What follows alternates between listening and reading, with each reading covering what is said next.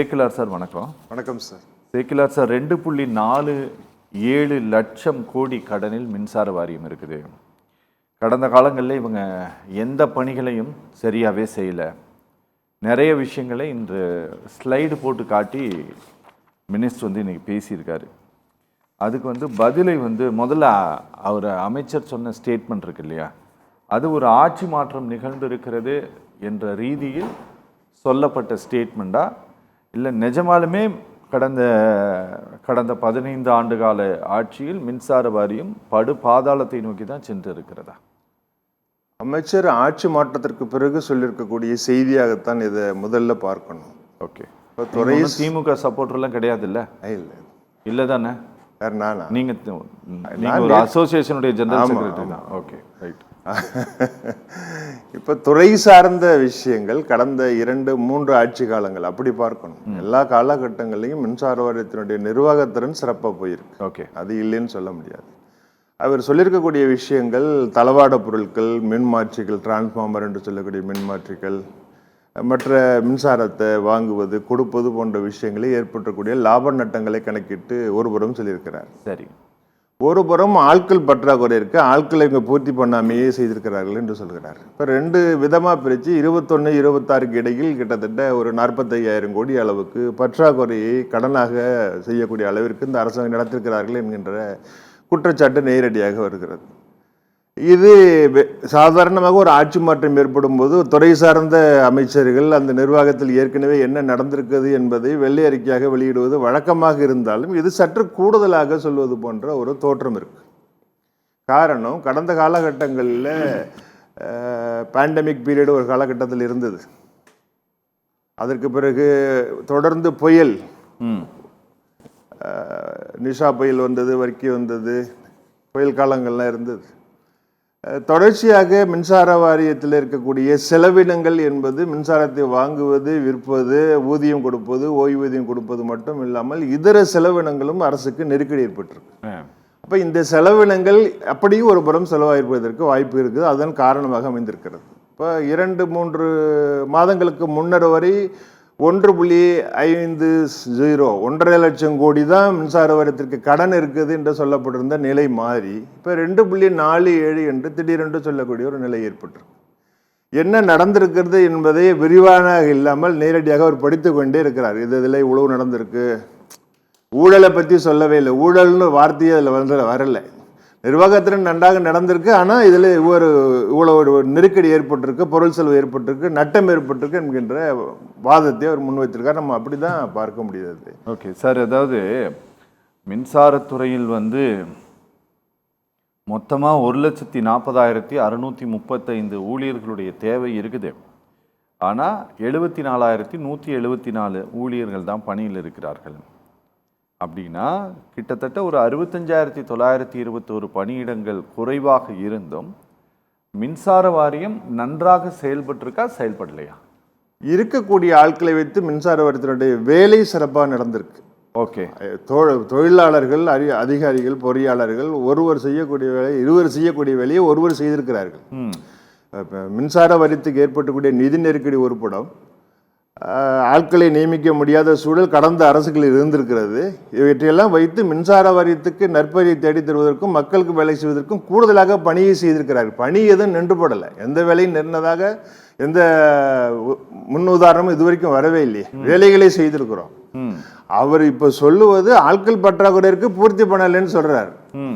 அது ஒருபுறம் உண்மையாக இருந்தாலும் கூட ஆட்களை பூர்த்தி செய்யலை, நம்ம ஆட்களை பூர்த்தி செய்யணும்னு கடந்த 2 அரசுகளுமே தொடர்ந்து கோரிக்கையில் வைத்து கொண்டு தான் இருக்கிறோம்.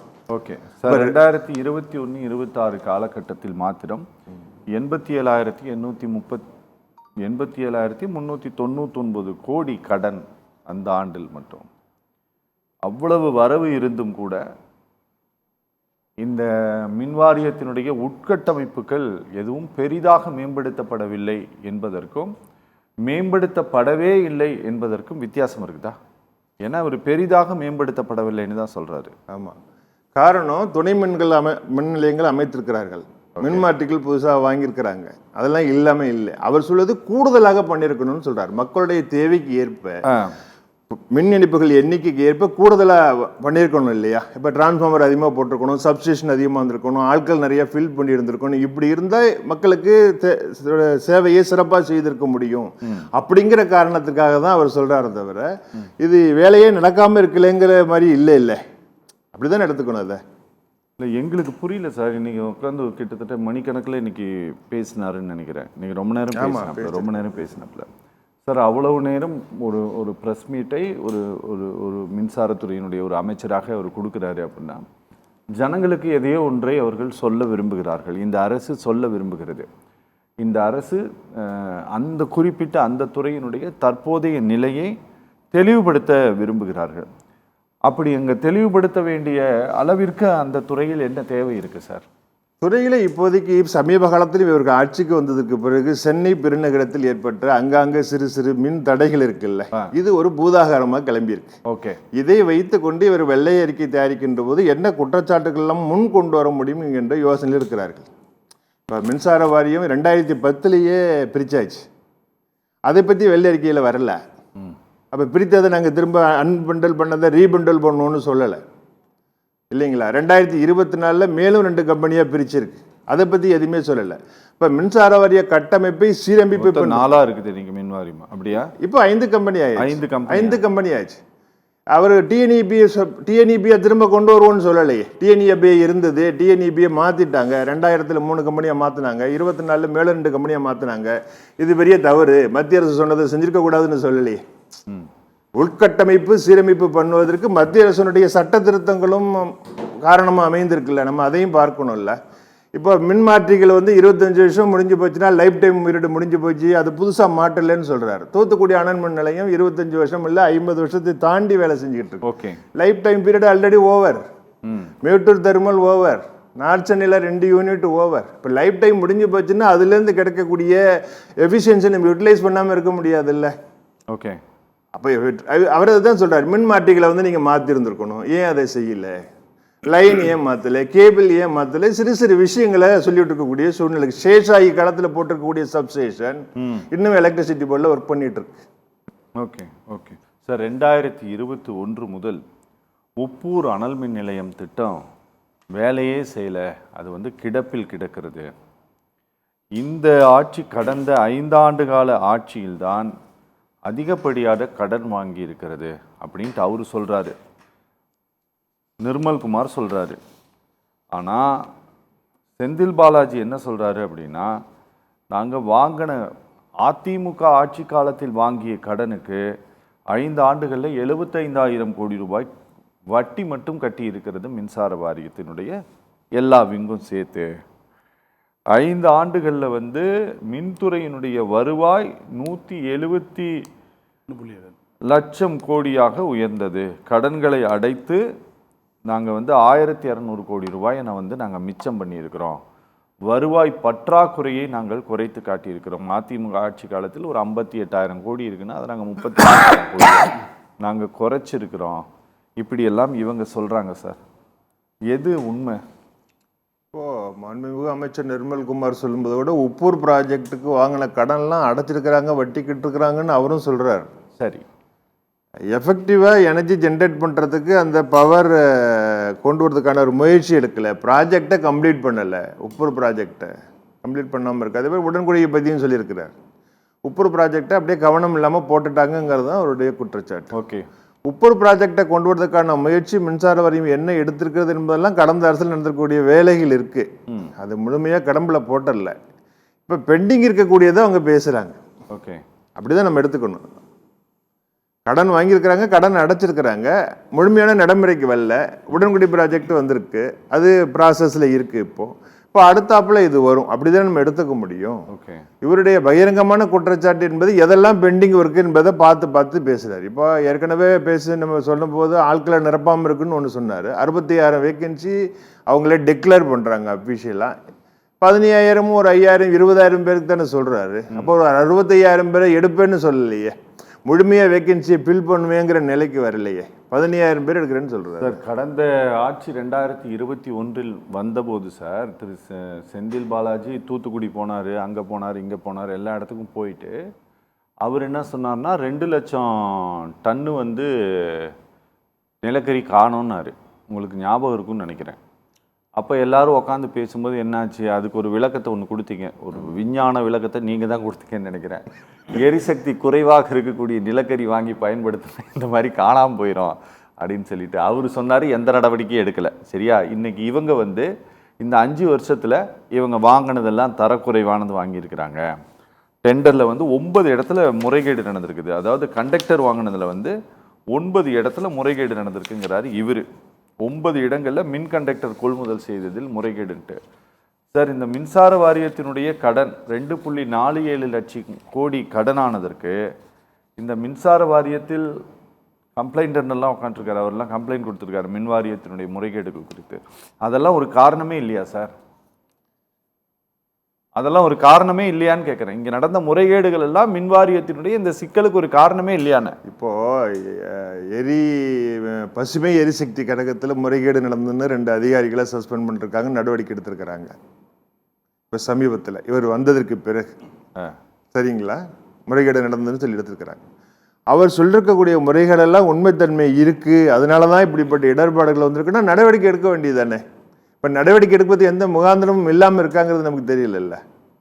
இப்போ உடனடியாக நடவடிக்கை எடுத்துருக்கலாம்ல. இப்போ வெள்ளை அறிக்கையில் அது வந்திருக்க வேண்டியது இல்லையா? எப்படி பசுமை எரிசக்தி கழகத்தில் 2 பேரை உடனடியாக பண்ண முடிந்ததோ கிரீன் எனர்ஜியில் இப்போ உடுமலைப்பேட்டையில் ஒரு சூப்பர் இன்ஜினியரை பண்ணிருக்காங்க, ஒரு டிஇ பண்ணிருக்காங்க, ஒரு டைரக்டர் பழைய டைரக்டரை பண்ணிருக்கிறாங்க.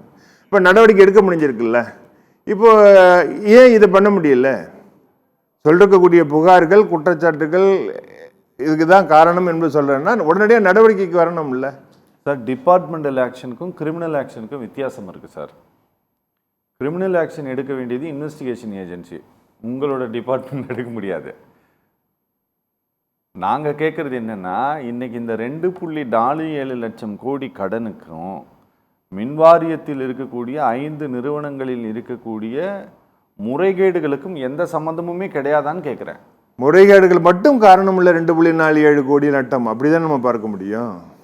முறைகேடுக்கு சம்பந்தம் இருக்கு பார்ப்பதோட முறைகேடு மட்டும் காரணம் இல்லை. இல்லை நீங்கள் ஒரு அமைப்பில் இருக்கேன் அப்படிங்கிறதுனால இப்படி பேசுகிறீங்களா சார்? இல்லை எப்போவுமே இப்படி பொதுவாகவே தொழில் சார்ந்த தொழிலாளர் நலன் சார்ந்த விஷயங்களை பார்க்குறோம்ல. அப்போ தொழிலுக்கு ஒரு மிகப்பெரிய நெருக்கடி ஏற்பட்டிருக்கு. ஏற்கனவே அறப்போர் இயக்கம் தொடுத்த வழக்கு மேலே நம்ம ஒரு முறை பேசும்போது கூட இவர் இப்படி பேசுவார்னு எதிர்பார்க்கறதுன்னு கூட ஜெயராம் ரமேஷ் சொன்னார். நமக்கு நல்ல ஞாபகம் இருக்குது. துறையை பாதுகாக்க வேண்டிய அவசியம் இருக்குது. துறையில் எப்படிப்பட்ட ஒரு சிக்கல் ஏற்பட்டிருக்குன்னா அதை அப்போவே சரிப்பட்டிருக்க முடியும். இல்லை நீங்கள் சொல்கிற மாதிரி கிரிமினல் ப்ரொசீடிங்ஸ் நடவடிக்கை யார் செய்திருக்கிறார்கள் என்பதெல்லாம் தொடர்ச்சியாக நடந்துக்கிட்டு தானே இருக்குது. ஏன்னா கடந்த கால இபியினுடைய முறைகேடுகள் குறித்து டிஎம்கே கவர்மெண்ட் எதுவும் நடவடிக்கை எடுத்த மாதிரி எங்களுக்கு தெரியல. ஆனால் இந்த அரசு வந்த பிறகு இப்போ நாங்கள் கண்டுபிடிக்க போகிறோன்ட்டு தான் இவர் சொல்கிறார். இதில் நடவடிக்கை எடுக்கக்கூடிய அளவில் இங்கே முறைகேடுகள் நடந்திருக்கா? வெளிப்படையாக நமக்கு தெரியலையே. வெளிப்படையாக நமக்கு தெரியலையே. ஓ, இப்போ அறப்போர் இயக்கத்திற்கு கிடைச்சிருக்கக்கூடிய தரவுகள் நமக்கு கிடைக்கல. ஒன்று. ஓகே. 2வது, நிர்வாகத்தோடு பேசும்போது அரசில் இருக்கிற ஆட்சியில் இருக்கக்கூடியவங்கள்ட்ட பேசும்போது இப்படிப்பட்ட இடர்பாடுகள் இருக்குது என்பதை தொழிற்சங்களோட கவனத்துக்கே வர்றது இல்லையே. இப்போ தொழிலாளர் பிரச்சனைக்கு தொழில் பிரச்சனைக்கு நம்ம போராடுகின்ற போது அதுவே பாதி தானே செட்டில் ஆகுது, மீதி அப்படியே நின்று போகுது இல்லை. அதே மாதிரி சூழல் தானே இருக்கு. Okay okay. அதாவது இதில் என்ன நடந்தாலும் உங்களுக்கு பிரச்சனை இல்லை அப்படி சொல்ல முடியாது. ஊழலுக்கு எதிராக நம்ம கட்டாயமாக ஊழலுக்கு எதிராக நம்ம நடவடிக்கை எடுப்பதுக்கு நம்ம ஆதரிக்க தான் செய்கிறோம். இப்போ நான் கூட இந்த பசுமை எரிசக்தி கழகத்தில் 2 பேரும் நடவடிக்கை எடுத்தால் வரவேற்கிறதான்னு சொன்னோம். ஓகே. தவறு பண்ணியிருந்தால் கட்டாயமாக நடவடிக்கை எடுக்கணும், அதில் ஒன்றும் தவறு இல்லை. இப்போ இது சொல்லிருக்கக்கூடிய குற்றச்சாட்டு மேலே உரிய நடவடிக்கைகளை மேற்கொண்டு என்னைக்கு அதுக்கான முடிவு வருது, தீர்ப்பு வருதோ அன்னைக்கு தானே பார்க்க முடியும். Okay okay okay sir. என்னென்னா திரு நிர்மல்குமார் சொல்லியிருக்கக்கூடிய சார்ஜில் ரொம்ப முக்கியமானது சார். நீங்கள் எல்லா டெண்டர்கள்லையும் 30% 40% கமிஷன் வந்து கடந்த டிஎம்கே ஆட்சியில் மின்வாரியத்தில் எல்லா டெண்டர்லேயும் வாங்கியிருக்கிறாங்க. ஆனால் எந்த ஒப்பந்ததாரரும் இப்போ வர புகார் கொடுக்கல. யாராச்சும் புகார் கொடுத்தாங்கன்னா உடனடியாக வாங்கி கொடுக்குறேன் உடனடியாக எஃப்ஐஆர்னு சொல்லியிருக்காரு. பணத்தெல்லாம் திரும்ப வாங்கி கொடுக்குறேன், பணத்தையும் வாங்கி தரேன்னு சொல்லியிருக்காரா? அது எப்படி வாங்கி கொடுக்கறதுக்கு அவருக்கு அதிகாரம் இருக்குன்னு எங்களுக்கு தெரியல. ஏதாவது ஒரு எவிடன்ஸோட சொன்னீங்கன்னா வாங்கி கொடுக்குறேன்னு சொல்லியிருக்காரு. எவிடன்ஸோட சொன்னீங்கன்னா வாங்கி கொடுக்க முடியாதெல்லாம், அதெல்லாம் வேற ப்ராசஸ் சார். சார் ஆனால் 30 to 40% கமிஷன் வாங்கலாங்களா சார்?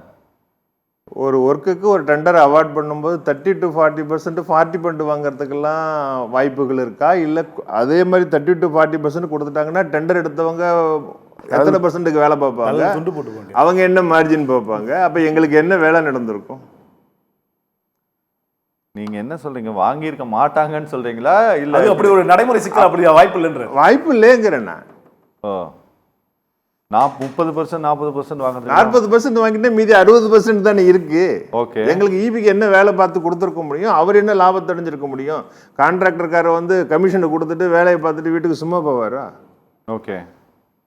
இப்போ 40% இருக்கிறதுக்கு வாய்ப்பே இல்லை. எவ்வளோ சார் இருக்கும்?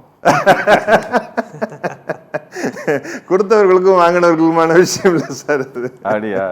சரி, அமைச்சர் கொஞ்சம் அதிகமாக சொல்லிட்டாரோ கணக்கு, சதவீத கணக்கு ஜாஸ்தி சொல்லிட்டாரேன்.